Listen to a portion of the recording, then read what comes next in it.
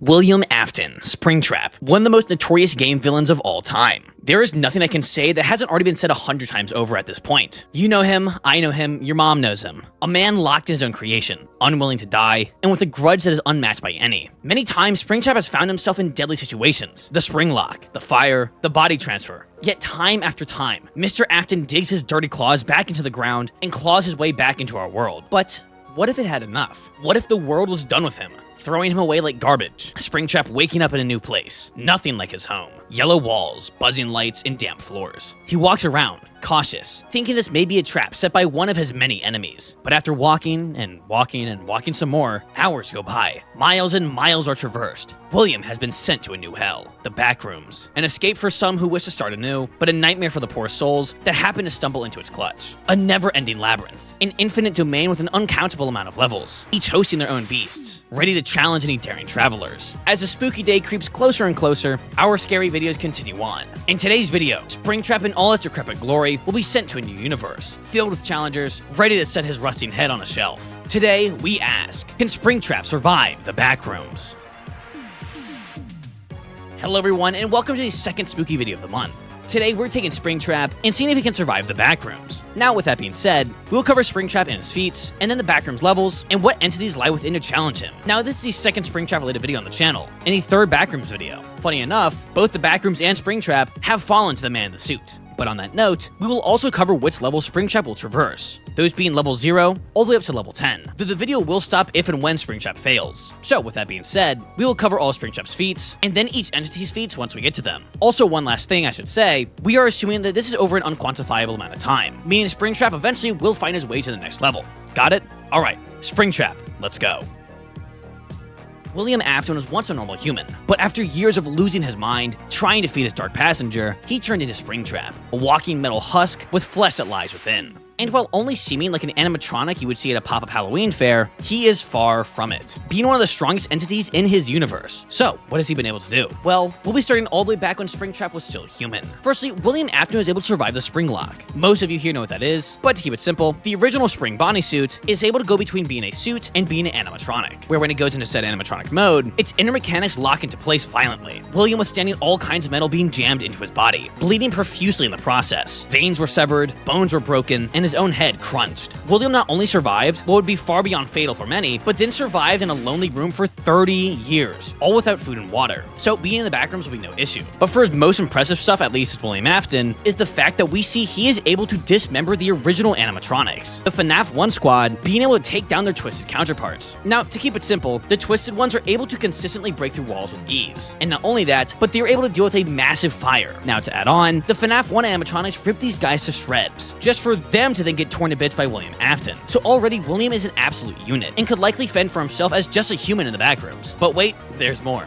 As we now move on to Springtrap and what he's able to do. Firstly, we know outright that Springtrap is much more powerful than his human self. So now all of his previous feats are nothing compared to his current form. But moving on to his actual feats of Springtrap was able to take on the Funtime animatronics. The Funtimes massively outdoing the FNAF 1 counterparts, being made of the most advanced material at the time. So he has taken on a group of animatronics that are able to defeat their FNAF 2 counterparts, who are stronger than their FNAF 1 counterparts, who are stronger than their twisted counterparts. Springtrap at this point is easily able to rip through walls and throw cars with ease. Speaking of cars, speed. There's one statement that implies Springtrap moves like a race car, though I think it might be hyperbole. But nonetheless, he is still insanely fast, and he is unimaginably agile despite his metal form. In terms of IQ, William is incredibly smart, being able to set up traps and build machines far more impressive than what was even thought possible at the time. And for his general stuff, he's able to silently move through air ducts, showing that he can be stealthy when need be. But his most notable ability is of course his resurrection remnant. Now, that is the one thing I want to mention. We will not be giving him this, as if you want to play the game of, oh, he comes back over and over again, then sure, he could beat anyone. But we want to see how far he makes it in a straight line. Along with that, one issue he will have is the sheer variety of beasts that await him in the Backrooms. William has only really ever fought off other robots, so giant snakes, a fish-man hybrid, and a skin-stealing beast will all be new grounds for him. So with his general and most important stuff in mind, let's plunge him headfirst into Backrooms Level 0. Level 0 of the Backrooms is by far the most well-known and documented on this list. It is what started the whole trend after all. Damp floors, buzzing lights, and tacky wallpaper for millions of miles. Now, in normal lore, there aren't any entities that reside here. Some people report seeing or hearing voices, but either A, it is an entity that's too shy to actually make a move, B, the person going insane, or C, the super rare occasion where two people are close enough to each other that they can actually hear or sometimes see each other. So to get a definitive monster here, we're going to be using Kane Pixel Spaghetti Monster. Now this beast, while cool, doesn't really have much. We know it's fast and can seemingly cause fungus to grow on its victims, but to keep it short, Springtrap will not be joining his kill list. While William would likely be spooked, his sheer power allows him to move on with ease. This thing can really only take down humans, but something like Springtrap would beat him to a pulp. I mean, the easiest way to explain is the fact that this guy chases people and he doesn't bust through the walls to catch up quicker, likely implying he either can't or would likely injure himself in doing so. In comparison to Springtrap, who even in his human stage would be able to plow through walls with zero difficulty. And speaking of zero diff, that is what Springtrap will move on with. There just isn't anything here that could damage him. He might, I don't know, rust his feet a little from the damp floors, but other than that, Springtrap moves on. After walking for a while, Mr. Afton suddenly falls, seemingly through the ground, landing on some hard, cold concrete. A deafening scrape of metal as he lands. Springtrap has made it to level 1, an empty, endless car garage, bright lights, puddles on the ground, and concrete everywhere. He'll face off against two beasts, the first one arriving now. William walks around, and unlike the man in the suit when he was here, William doesn't have a radar ability, so after walking for some time, he would be very caught off guard as suddenly, a hand emerges from a puddle, grabbing him and throwing him back. Next up is the Duller, a tall, lanky beast that hides in puddles. Though, again, Springtrap, while not quite knowing how to fight this guy, is still just so much stronger. While the Duller quote-unquote doesn't let go, I do think Springtrap would just rip his arm off and then peel his hand off afterwards. But there is no way a Duller is pulling him into his puddle. So overall, Springtrap again takes with ease. But next up on this level would truly give William a fright. He walks around, and he begins to hear a loud, heavy stomp. That's when he turns a corner, and there it is, the Skin Stealer. These guys are huge and incredibly strong, and while normally docile, this one is hungry. And seeing the flesh below the metal, the Skin Stealer charges. Now this is the first guy to truly outdo William in size, and given their name and what they do to their victims, you do not want to mess with one. The Skin Stealer is the first to really give Springtrap a run for his strength, at least to a certain extent, as this is the first time Springtrap would actually have to try to a certain degree. Though, on that note, there isn't much a Skin Stealer can do. They steal skin, and given the metal body, I doubt it could do much if anything to William. So, while spooked, Springtrap still with just a few hits would take it down. With low difficulty, he moves on, and once again falls to the floor, falling into level 2. Level 2. Springtrap stands and tries to stretch but can't. This level is only a few feet wide, a never-ending tunnel of pipes and tubes. On this level, after traveling enough, Springtrap will run into the Scratcher, a tall, pale humanoid beast, blind, but having great echolocation to find their targets. Springtrap would pick up on this flaw, and while he could try to hide, seeing that this creature is no larger than a normal human, he would charge in, and again, rip it to bits. Most monsters in the Backrooms are dangerous to humans, but something like Springtrap, no can do. With no difficulty, and the quickest yet, only having to run in a straight line, Springtrap comes face to face with a bright doorway, entering into level 3. Level 3 is one of the most menacing here. Dark hallways of an endless factory, loud machines audible in the distance. Here, Springtrap would have a hard time traversing, but would be able to nonetheless. And that's where they meet. Walking through a dark hall, Springtrap moving in silence. He sees the next entity, the Retcher, a once human ball of meat. Still humanoid, but a disgusting beast nonetheless. Sick red skin and horrific teeth. This guy would for sure disturb William underneath. But once they actually get into a fight, take a wild guess who wins. These guys in lore get taken down by humans quite easily, so Springtrap would just need to flick him once in the head and he would blow up. So, with no difficulty, he moves on to level 4.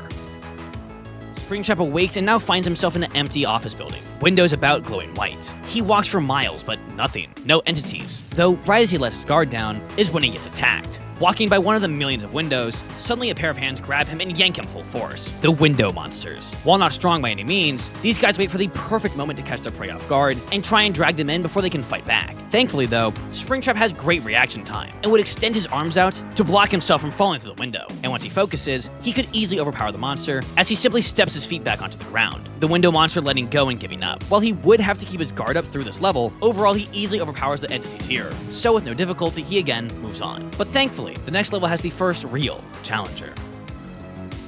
Now, quick pause. If you're enjoying this video and want to see more spooky themed videos, or Springtrap ones in general, then make sure to check out some of my other videos, like Springtrap vs. the Man in the Suit, or watching the 2-part series of putting the Man in the Suit into the Backrooms, along with a FNAF video planned this December that I promise you guys won't want to miss. those along with a video next week where we put the Bay Harbor Butcher into Jurassic World to see if he would make it out, are just scratching the surface of the sheer variety this channel has to offer. So if you are a nerd and like anything ranging from kaiju, dinosaurs, sci-fi, anime, and whatever you call this, then consider subscribing to support the channel. Or if you really enjoy this, consider joining for as little as $1 a month. You get videos a day early, member-only videos here soon, and teasers for all the videos beforehand. Anyways, I hope you're all enjoying so far, and put your formal attire on, as we are now entering level 5.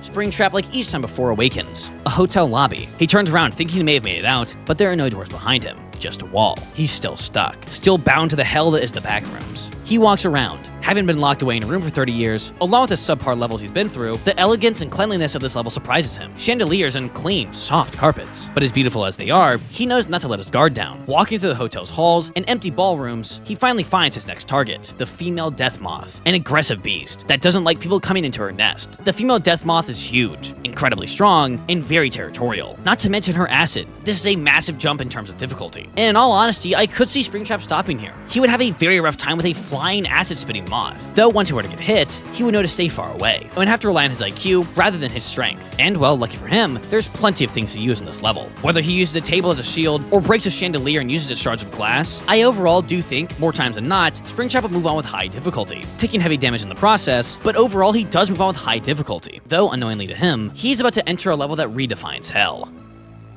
Springtrap once more awakens, but this time something feels off. The level doesn't seem like the others. A dark, long hallway. Red exit signs on the ceiling, varying randomly in brightness, distance, and amount. The hall looks like a hospital. The human within Springtrap yells at him to move, each atom of him telling him to get out of there. But before he can even think, a loud boom is heard. A door not too far behind him opens, as disgusting beasts flow out. Hounds, smilers, partygoers, skin stealers, lighters, and many more rush out of the door towards Springtrap. Too many to fight. He's dead if he tries to stand his ground. Springtrap, without even thinking about it, begins to sprint as fast as he can. Having found himself in Backrooms level, run for your life. A 10-kilometer labyrinth, hallways with turns sprinkled about. Your goal here? Run. If you dare slow down, you die. You need to push past all your physical limits to get to the end and escape. While horrified, Springtrap does have great experience, having gone his top speeds in places like this. While some of you may think he couldn't possibly go full speed here with the turns along the way, not to mention how cluttered the halls are to begin with, you would be wrong. Given Run for Your Life bears a striking resemblance to his pizzeria, just scaled up a lot, Springtrap actually has great experience for a level just like this. Springtrap runs as fast as he can, plowing through items in his way. He sees a turn up ahead, ramming through the corner of the wall to shortcut it. He runs as fast as he can, but as he runs, he feels a sharp pain in his leg. A hound, a small human-like dog, one having caught up to him and have sunken their teeth into his metal leg. While still running, Springtrap rips it off his body and throws it forward, then stomping on as he runs over it. While he may be part clanker, he is still human underneath, and lucky for him, a wave of adrenaline kicks in,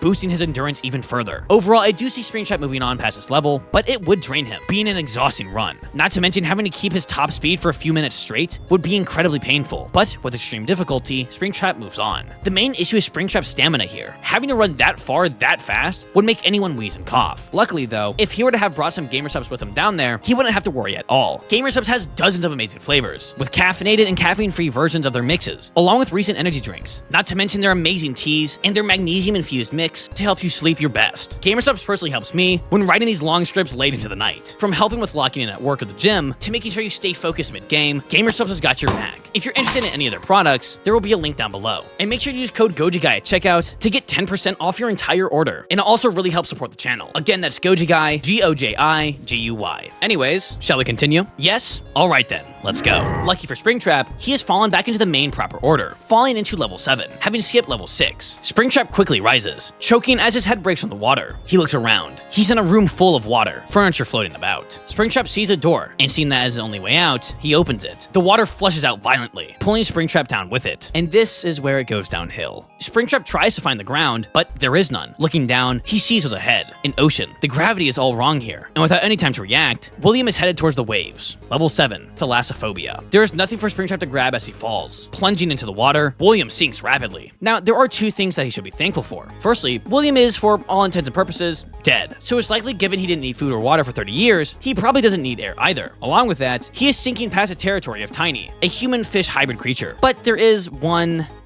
really bad thing. he's still sinking deeper. Not only does he not have a way to swim back up and escape this level, but he's also sinking into the domain of the Thing on level 7, also simply known as the Thing. Now, it is widely debated on what this thing is, but to keep it simple, it is a gigantic sea serpent. So massive, in fact, no one has ever seen its head or tail, just its body. Springtrap, after sinking for some time, finally hits the bottom. Now, while he could sluggishly walk for days, it's only a matter of time until the Thing finds him in his territory. This isn't even a question of when Springtrap makes it out, it's a question of when he will die. William wouldn't even know it's there, and likely wouldn't even be able to tell once he's been swallowed, before he eventually hits something like his stomach acid. This level is the exact counter to someone like Springtrap. While being a heavy tank normally is great, once you need to swim, you sink to the bottom of the food chain. So overall, Springtrap makes it to level 7, at least if you're sending him in a straight path, as there are plenty of levels he'll thrive in later, but there are also plenty more he wouldn't stand a chance in, such as both level 8 and 9, 8 having an uncountable amount of beasts, and 9 having the Neighborhood Watch, who can turn you into ash with a single attack. But what do you all think? Should he have made it further, or should he have stopped sooner? Let me know. And with all that being said, I hope you all enjoyed it, and as always, keep collecting. Goji Guy out. See ya.